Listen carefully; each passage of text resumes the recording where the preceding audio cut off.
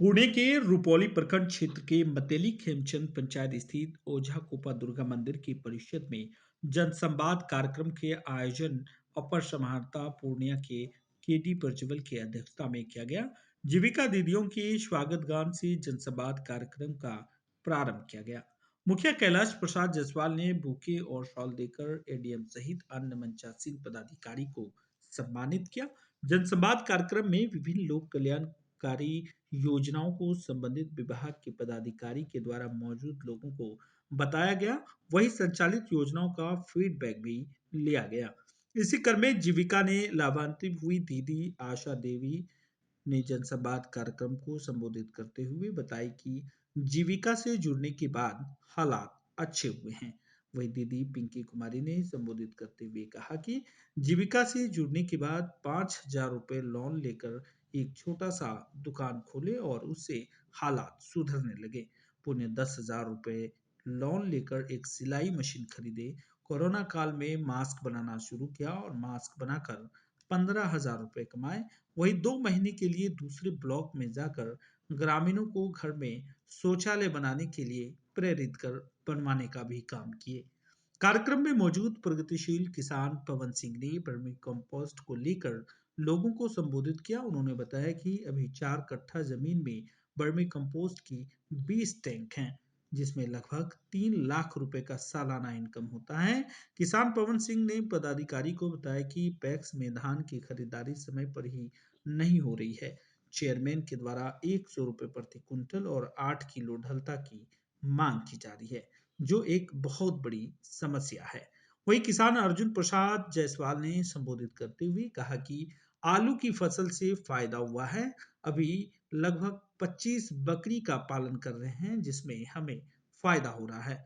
उन्होंने अभी तक खेत में बिजली नहीं पहुंचने को लेकर पदाधिकारियों का ध्यान भी आकर्षित कराया है। अपर समाहर्ता के डी प्रज्वल ने संबोधित करते हुए कहा कि जनसंवाद कार्यक्रम का मुख्य उद्देश्य है कि सरकार की जो भी योजनाएं संचालित है वह आप तक कैसे पहुंच रही हो, जो योजनाएं चल रही है उनसे कितने लोग लाभान्वित हो रहे हैं। वहीं उन्होंने कहा कि यदि इसमें कुछ सुझाव होते हैं तो उस पर जिला स्तर पर समीक्षा होती है। जिला पदाधिकारी के द्वारा और सरकार इन बातों को पहुंचाती जाती है। एक दो सुझाव भी आया है, उस पर हम लोग बात करेंगे। उन्होंने कहा कि पूर्णिया में चाय की खेती शुरू हो गई है। यह एक नया प्रयोग है। सरकार की संचालित योजनाओं किसानों की मेहनत से बिहार सब चीजों में आत्मनिर्भर की ओर बढ़ता जा रहा है। मक्का का उपज यहाँ सबसे बेहतर है। मक्का यहाँ से आज विदेश तक भेजा जा रहा है। किसान भाई नई नई चीजों को देख रहे हैं और उसे आउटपुट कर रहे हैं। पूर्णिया रुपौली से एचबी स्टार 24 न्यूज के लिए बम्बम कुमार जायसवाल की खास रिपोर्ट। भवानीपुर जाएंगे। भवानीपुर में भी ऐसे ही एक कार्यक्रम अभी होने हैं। जनसंवाद कार्यक्रम जैसे पूर्व के वक्ताओं ने भी बताया है कि इसका मुख्य उद्देश्य यही है कि जो भी सरकार की योजनाएं संचालित हैं वो आप तक कैसे पहुंच रही हैं।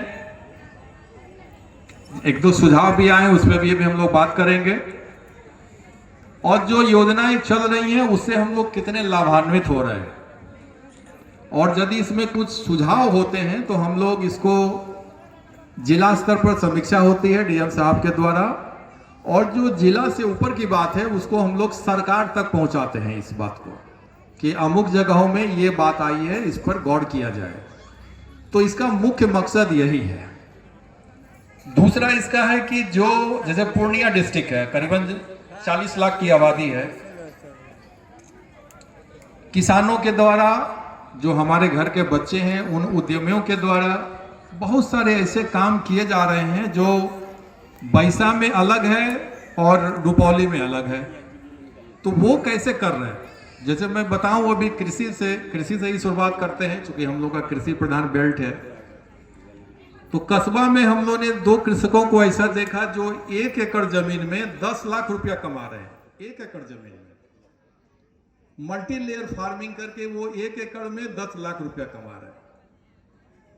धमदाहा में ही आपके बगल में आके 5 से 6 लाख रुपया ईयरली कमाते हैं। आप लोग भी कमा रहे हैं, मक्का का उपज बहुत बढ़िया है। तो इसका एक फायदा ये भी है कि जो लोग पहले नई चीजों को देखने के लिए बाहर जाते थे, दूसरे राज्य कृषक लोग हैं, वो अपने पर ही कुछ चमत्कार कर रहे हैं, 10-10 लाख रुपया 1 एकड़ में कमा रहे हैं। आप इमेजिन करिएगा। जन संवाद के माध्यम से हम लोग ये भी बता रहे हैं कि आप वहां जाके देखिए वहां पर कैसे वो इसी जमीन से आप ही के भाई बंधु कैसे 10 लाख रुपया कमा रहे हैं।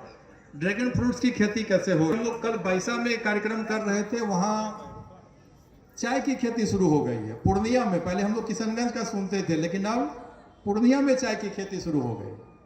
तो ये भी एक नया प्रयोग है। तो इस जनसंवाद के माध्यम से और जो प्रेस मीडिया के हमारे बंधु हैं, उन्होंने भी काफी रचनात्मक इसमें खबरें लगाई हैं, जो अब तक करीबन 1.5 माह से ये कार्यक्रम चल रहा है।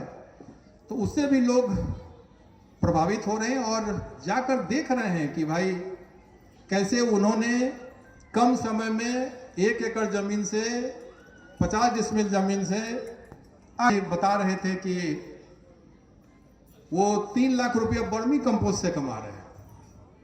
तो ये भी है, देखने लायक है। सरकार का थोड़ा सा मदद और उनका मेहनत। उन्होंने कहा कि हमको कृषि विभाग से जो सहयोग मिला उससे हम लोगों ने 300 पेड़ भी लगाए हैं। तो कुल मिलाकर यही है कि जो सरकार की योजनाएं चल रही हैं और जो आपके मेहनत है, उससे आज बिहार अब सब चीज में आत्मनिर्भरता की ओर है। अभी हम लोग आ रहे थे पूर्णिया से, देखा कि एक से एक गोदाम बने हुए हैं। टैक्स के भी गोदाम हैं, लोगों ने निजी भी अपने और कुछ सब्सिडी के माध्यम से भी गोदाम बनाए हैं। पहले सड़कों के बगल में हम लोग देखते थे कि चाय की दुकान, पान की गुमटियां लगती थी, अब वो नहीं है। अब गोदाम बन रहे हैं, अनाज के गोदाम बन रहे हैं। ये है आपका मेहनत और इतना उपज। अब ऐसा नहीं है कि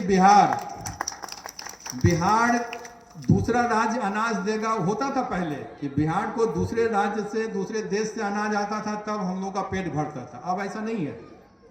अब है कि हम लोग, हमारे किसान भाई सरकार के जो योजनाएं हैं उससे लाभान्वित होकर और अपने मेहनत से हम लोग दूसरे राज्य को पेट भर रहे हैं, दूसरे देश को अनाज भेज रहे हैं। आज मक्का हमारा विदेश जा रहा है, तो अब हमारा किसान क्या है, भूखा नहीं है, हम दूसरे का पेट भर रहे हैं।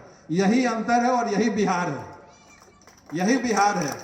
आप देखेंगे मक्का के टाइम में क्या है, पूरे सड़कों पर मक्का ही मक्का। तो वो हमारी संपन्नता है। अब हम भूखे नहीं हैं, आप दूसरे का पेट भर रहे हैं। ये बिहार की पहचान है। यदि हम शिक्षा में बात करें तो अभी देखे होंगे कि दूसरा राज्य जो 100-200 भी सरकारी बहाली नहीं कर पा रहा है, बिहार लाखों में करके दिखा दिया। आपके घर से भी बच्चे गए होंगे। अभी एक हम कस्बा में थे, हम लोग 3 दिन पहले कार्यक्रम कर रहे थे। एक छोटे से गांव से 6 बच्चों ने कम्पीट किया है।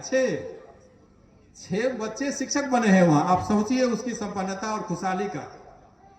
और वो कोई कॉन्ट्रैक्ट पे बहाली नहीं है, वो बहाली है सरकारी बहाली है, अस्थाई बहाली है। ये बिहार सरकार ने करके दिखाया और 1 माह के अंदर आपके यहां से भी कुछ बच्चे कंप्लीट किए होंगे, जरूर किए होंगे। और अगला हम लोग 1 लाख से ज्यादा बहाली फिर कर रहे हैं। 7 तारीख से उसका फिर एग्जाम है। तो सोचिए कि लाखों की बहाली हम लोग कर रहे हैं और इसमें कोई असहमत भी नहीं होंगे। लाखों की बहाली बिहार सरकार ने कर दिया और हमारे जो नए बच्चे बच्चियां थी वो ज्वाइन भी कर लिया सभी लोगों ने। आज भी अखबार में देखा होगा कि 1 लाख लोगों ने ज्वाइन तक कर लिया। तो ये है हमारा बिहार और ये है शिक्षा व्यवस्था। यदि हम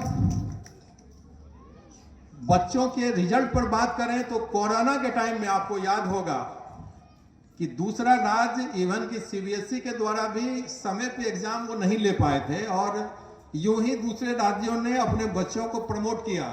मैट्रिक से इंटर में चले गए, 8 से 12 में चले गए। हमारे यहाँ ऐसा नहीं हुआ। आपको याद होगा कि अब हम लोग जो हमारी शिक्षा व्यवस्था है उसमें 30 दिन में रिजल्ट देते हैं ना। 30 दिन में, 30 डेज में मैट्रिक और इंटर का रिजल्ट निकलता है। और इस चीज को जो दूसरे राज्य का शिक्षा बोर्ड है वो देख रहा है कि बिहार कैसे 30 दिन में रिजल्ट दे देता है। सीबीएसई की पूरी टीम आई थी बिहार में देखने के लिए कि आप बताइए कि आप कोरोना के टाइम में भी रिजल्ट दे दिए और अभी भी हमारे बच्चे बच्चियां 30 दिन में, उनको मैट्रिक का एग्जाम हुआ 30 दिन में रिजल्ट, इंटर का एग्जाम हुआ 30 दिन में हम लोग रिजल्ट देते हैं, ताकि हमारे बच्चों को किसी कंपटीशन में